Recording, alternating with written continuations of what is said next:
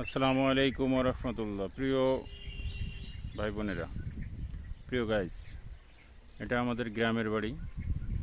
আমরা গ্রামে ঘুরতে আসছি ঈদের ছুটিতে। বাড়ির ভিতরে প্রচুর গরম। আমার বাড়ির সাইডে বিশাল আকৃতির একটা বাগান তৈরি হয়েছে, চারপাশে পুকুর। এখানে সব মাছ চাষ করে। এই যে দেখেন, এটা আমাদের গ্রাম্য ভাষায়, আমাদের এলাকার ভাষায় এটাকে বাউড় বলা হয়। আমরা এটাকে বাউড় নামে চিনি। আপনাদের গ্রামের ভাষায় কোনটা বলে তো জানি না, আপনারা ভালো বলতে পারবেন। অসাধারণ ভিউ দেখছেন। এগুলা গরমের কারণে বাগান ভিতরে এসে বসে আছি ছায়ায় গাছের। আল্লাহর দান উপভোগ করছি, আল্লাহর নিয়ামত। বাতাস